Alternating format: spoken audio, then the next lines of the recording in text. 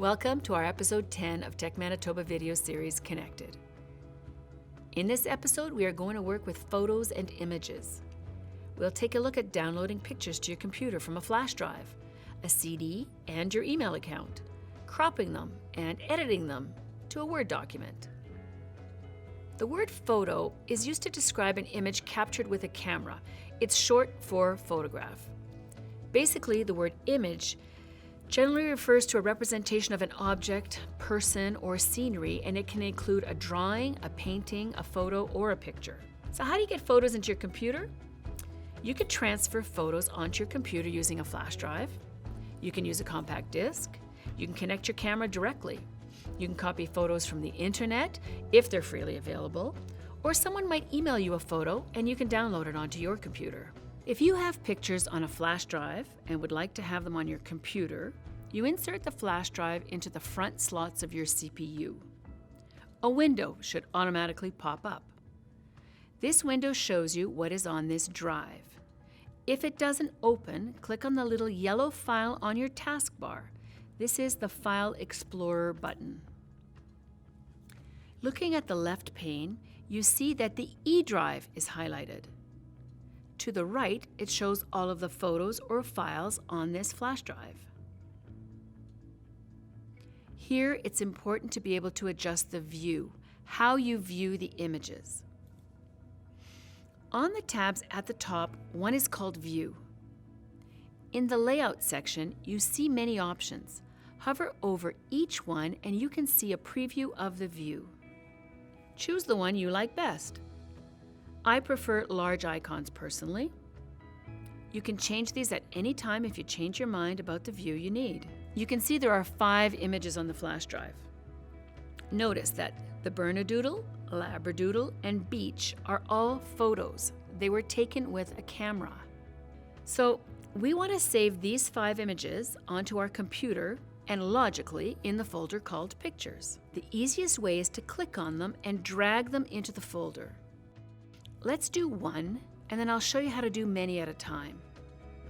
I'll click on the Bernedoodle photo. This selects it. Then I click on it again and drag it to be above the picture folder. It has to be light blue, highlighted.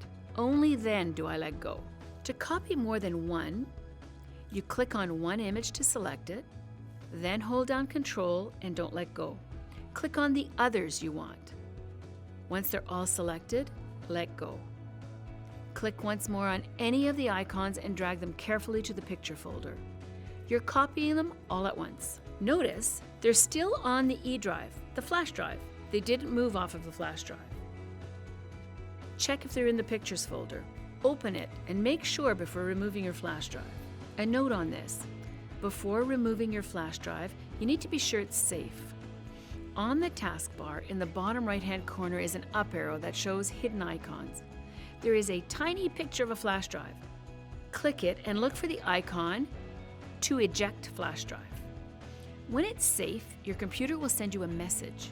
You might notice that the green flashing light is off when you eject the drive. If you have photos on a CD, you open the CD door using the little black button on the CPU. Place the CD in with the photo or writing facing up. Close the door by nudging it or pushing the button again. Be patient. Wait a moment and the green light will flash and you will hear the computer reading the disk.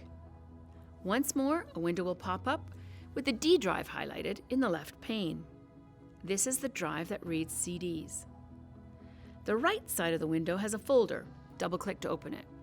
You can see that there are 44 pictures on this CD.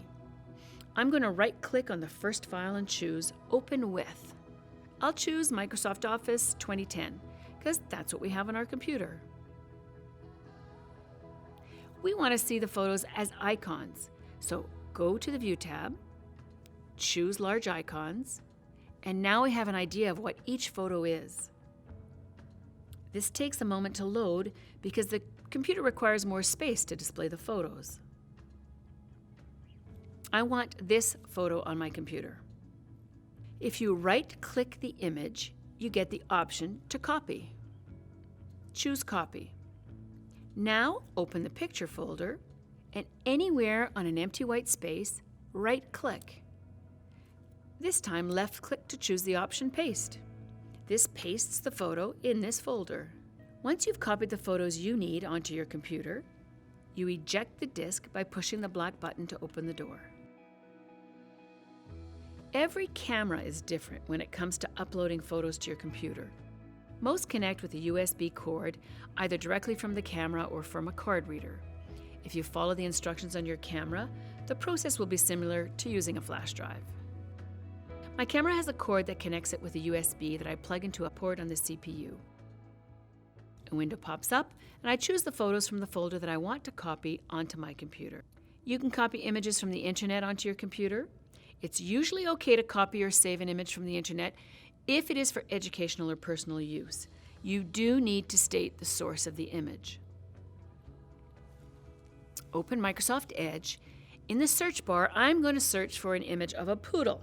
I'm interested in buying a dog. I want images, so click on Images. I find a dog I like, and right-click. Look for the Save As option. Notice that I'm automatically taken to the Picture folder in File Explorer. Give it a name in the file name box that you will remember, and click on Save. If you receive an email from someone and they've attached a photo, you might want to save that photo. So I'll open my Gmail where I've sent myself a photo. I have the option to download the photo, so I'll choose that. At the bottom of my screen, my computer is asking me what to do with the download. I will choose Save As, give it a name, and make sure it's in my Pictures folder. Now for a quick, basic lesson on using photos in Microsoft Word. Under the Insert tab in the Illustrations section, two choices pop out: Picture and Clip Art. Clip Art includes drawings and stock photography that are free to use. I'm going to choose Clip Art to start. In the search box, I'm looking for dogs. It's my theme today. Notice how some are images and some are photographs.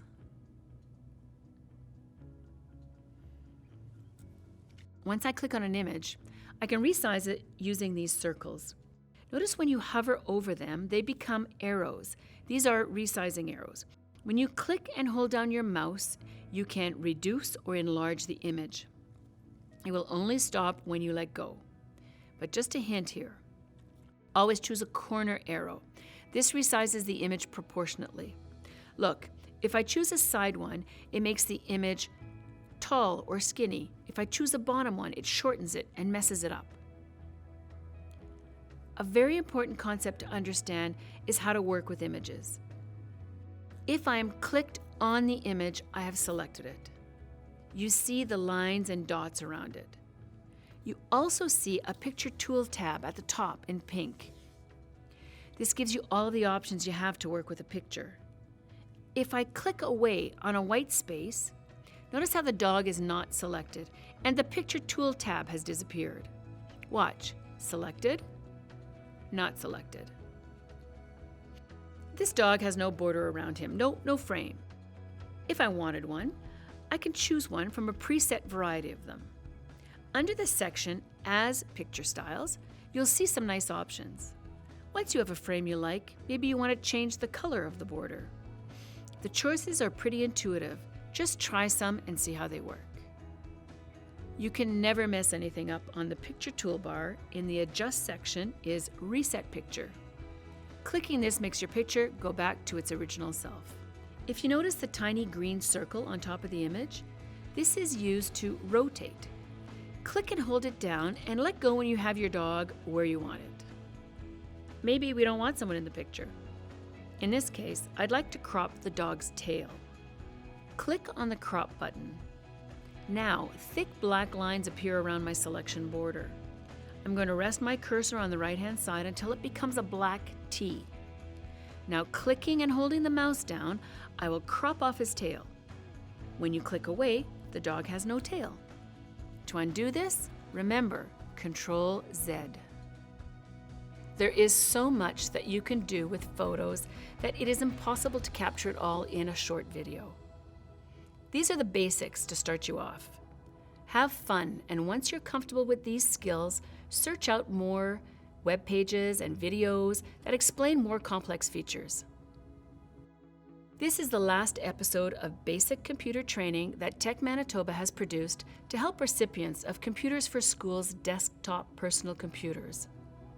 Now that you have an internet connection, understand web browsers and search engines, check out the future instructional videos on our YouTube channel at youtube.com and search Tech Manitoba.